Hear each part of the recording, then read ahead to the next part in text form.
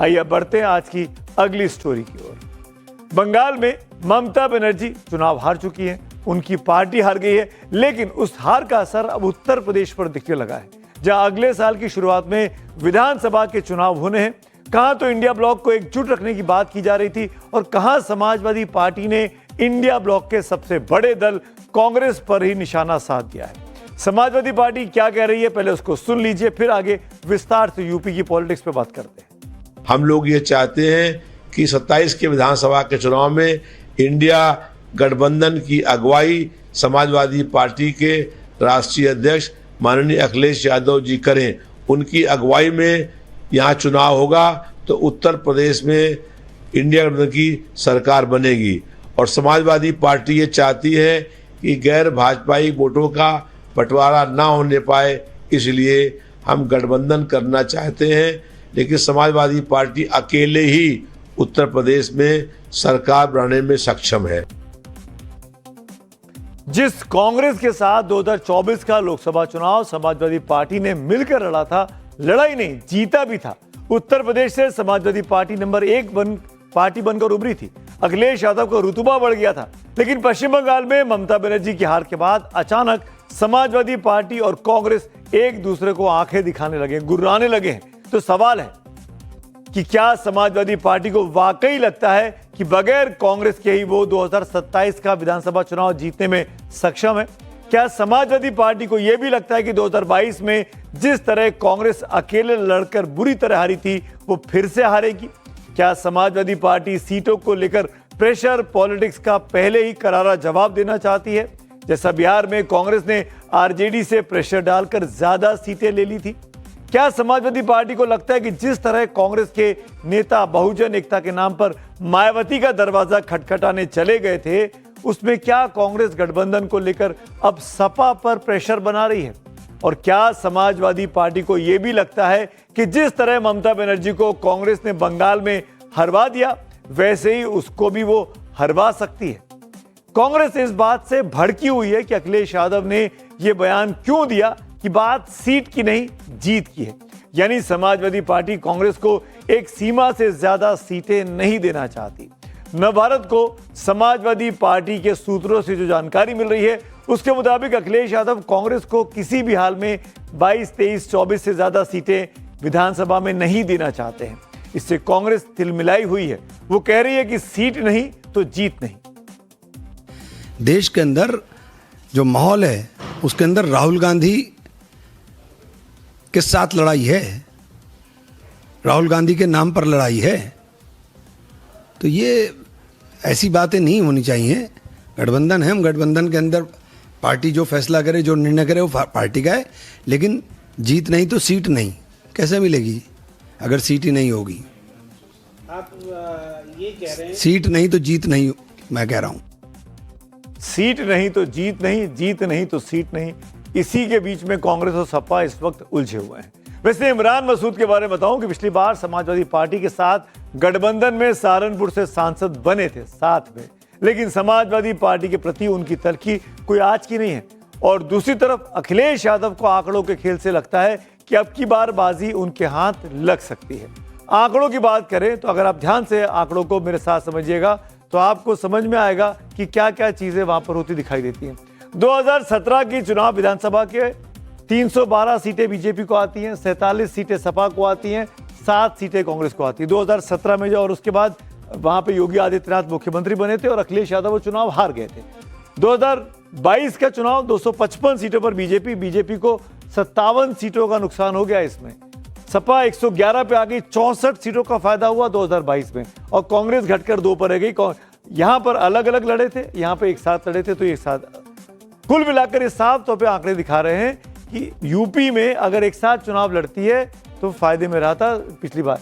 एक और ग्राफिक्स देखिए, ये ग्राफिक्स है लोकसभा के नतीजों का।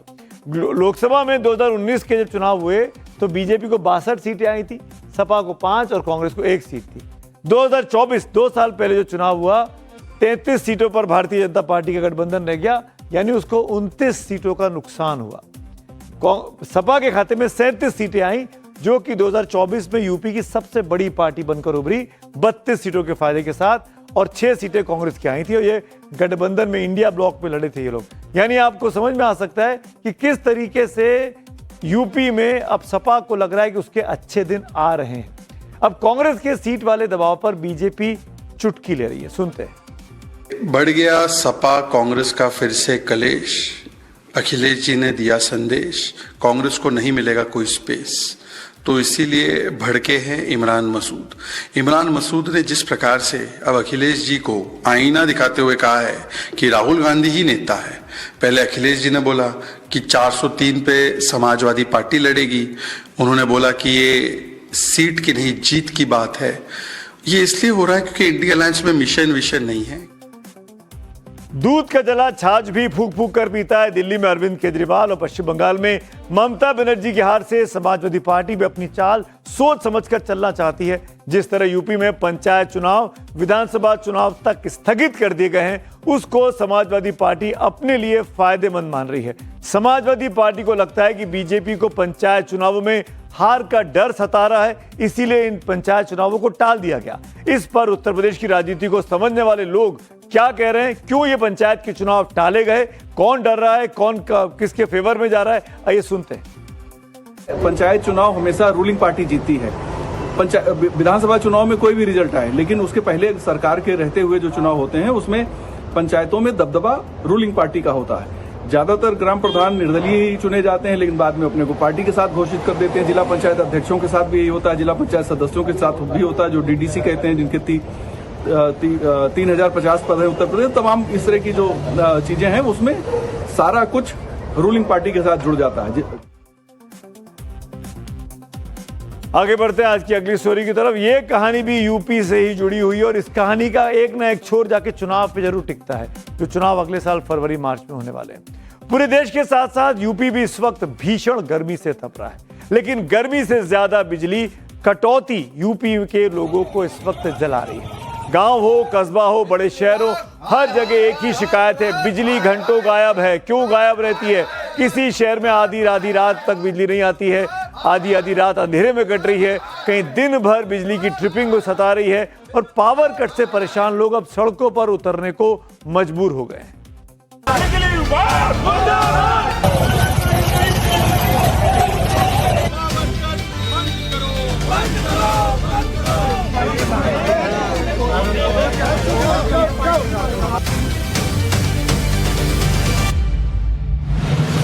पारा 45 डिग्री पार, बिजली कटौती से यूपी बेहाल। यूपी में बत्ती गुल, सियासत फुल। बिजली कटौती से हाहाकार, कौन जिम्मेदार? पावर कट से त्राहिमाम, कानपुर लखनऊ हाईवे को किया जा। विधायक मंत्री की चिट्ठी, कब आएगी बत्ती? गांव अंधेरे में, शहर बिहार, आखिर बिजली गई कहां? क्या यूपी में बिजली व्यवस्था ओवरलोड हो चुकी है?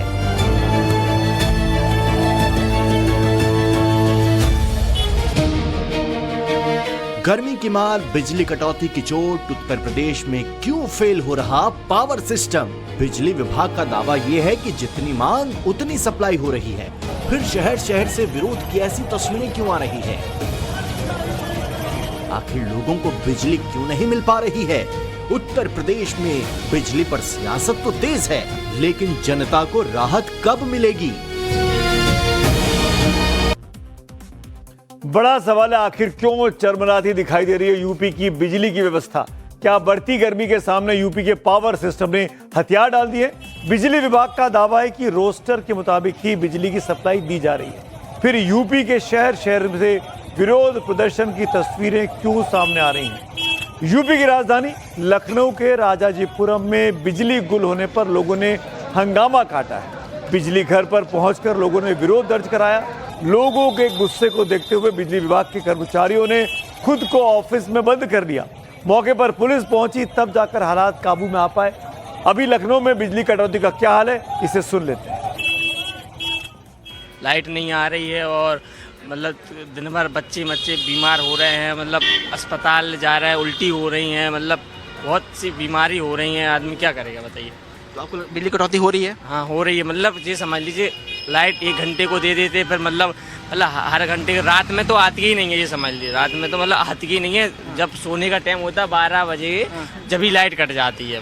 घर में लाइट ना हो तो छोटे छोटे बच्चों को बहुत ज़्यादा होती है, सभी लोगों को दिक्कत होती है। लेकिन लाइट के लिए सरकार का एक तरफ कहना है कि बहुत अच्छा व्यवस्था है, लेकिन धरती पे कोई काम नहीं होता सरकार में। ऐसे अगर यूपी के अमरोहा की बात करूं तो अमरोहा जहां की तस्वीरें मेरे पीछे इस वक्त आप देख पा रहे हैं, अमरोहा में भी बिजली कट को लेकर परेशान लोगों ने बिजली घर का घेराव किया है। अमरोहा में बिजली संकट ने विकराल रूप ले लिया है। दर्जनों गांवों में पिछले 15 दिनों से बिजली गायब है। भीषण गर्मी में लोग बेहाल हैं, पर अब गुस्साए ग्रामीण सड़कों पर उतर आए। सिर्फ लखनऊ या अमरोहा ही नहीं, कानपुर, एटा, बरेली जैसे 2 दर्जन से भी अधिक शहरों से लोगों के विरोध प्रदर्शन की तस्वीरें सामने आई हैं। इस बीच यूपी में बिजली की मांग कितनी बढ़ गई है, इसे ग्रिड इंडिया के एक आंकड़े से आपको समझाता हूं। ग्रिड इंडिया के मुताबिक बिजली की हाई डिमांड में यूपी देश में दूसरे नंबर पर पहुंच गया है। 22 मई का आंकड़ा हम आपको दिखाएंगे, आप पीछे ग्राफिक्स में आप देखिएगा। इस विरोध प्रदर्शनों के बाद 3 राज्य हैं, महाराष्ट्र, यूपी और गुजरात। 22 मई का आंकड़ा है 2024, 2025 और 2026। यूपी को देखिए आप, खासतौर पर 2026 में 3476 मेगावाट चाहिए। इसी दिन एक साल पहले 24,000 चाहिए थी और उसके पहले 27,795 चाहिए थी।